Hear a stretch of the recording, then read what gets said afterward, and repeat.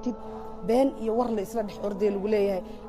nimca ninka weynaa guursaday nimca halkaana aaday waliba dad magac kale social media oo ugu horeeyo odaygan asaasaqay oo sirqayga ah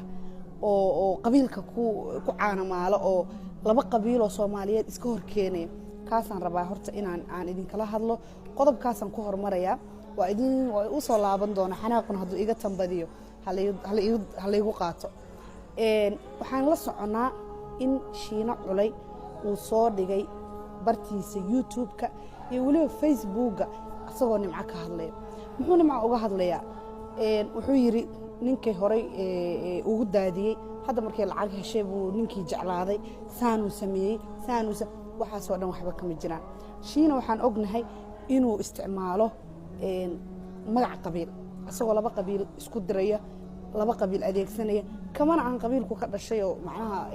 uu leeyahay waa magaciisan ku socday waa been jeebkiisa u shaqaysanaya shaqadaasna raba inay idin guda galo Shiine wuxuu soo wacay nimco isagoo u hambalyeynaya waa caadi waa wiil Soomaaliyeed nimcana waa fanaanad qaran waa fanaanad Soomaaliyeed magaca Soomaaliyeedna matalaysa markuu soo wacayna wuxuu ku yiri waa ku hambalyeynaya aad u mashquulsanay qof aroos waa dareemi kartaan qoraal uu soo qoray halkaana idinka tusi doona uu soo wacay waa qof de aroos qof aroosna de waa la dareemi karaa kadibna wuxuu soo qoray abay waa ku hambalyeynaya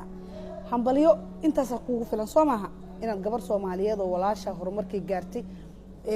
aad u hambaliyeysid intaasna uga gudubtid intaas kuma ekaan Shiine uu soo wacay lacag uu weydiistay waxa dabcan de Shiina taaj been kuma bixino nimca intuu soo wuxuu yiri hadaadan isiinin lacag waa kugu soo dhagaya ama waxaan rabaan ka sheegaya dabcan nimco de waa qoftaas iska afgaaban oo sida aan wada ognahay intaas bala raadinayo social media shaqo ku lahayn haday soo gashaan si sharaf leh u soo gasho waxaan idin hayaa oo idin tusi doona halkaasna aad ka aragtaan Shiine uu soo wacay ilaahay wuxuu igu og yahay hadaadan isiin buu yiri lacag saan rabaan kaaga soo hadlaya ninkii seedigiisa hadee gabar Soomaaliyeed ninkii qabo mar walba waa seediga wiilkii nimca qabayo caayay waa sidaan waa oday jabyir war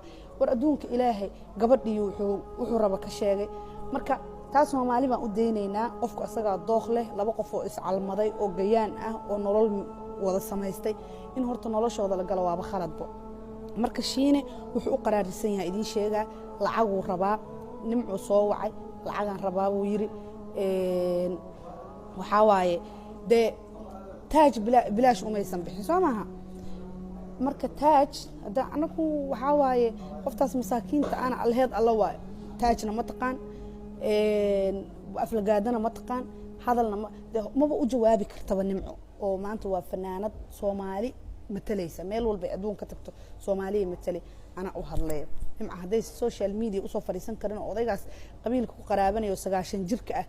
dad wuxuu ku sheegayaa waa oday waa isma arkamiya Soomaalidu waxay dhahan isma arka islaan la asagu mu is arko markuu horta wax ka sheegayo Cabdullaahi anyway intaasaan rabay inaan idin sheego iyo arinta kale oo ku saabsan nimco uu ku daadiyay oo ninka hadda guursaday iyo war adduunka ilaahay dad nolol iyo jacayl iyo nolol qurux badan dhistay oo inta soo wada socday oo maanta noloshoodii ku midoobay Soomaaliya horta waxaan ugu dhagdhagno waaba khaladba dadka nolosha ku midoobay duco waxaan ahay nagama mudna nimco iyo Cabdullaahi waa dad nolosha ku midoobay waa say iyo xaaskiis wax maanta lagu xagxagta ama lagu daba jooga ma jiraanbo marka muhiimadu intaas ahayd intaas u soo galo nimca kuma jawaabayso Shiina taajo lacag nimca kuma hayso nimca laaluush ma bixiso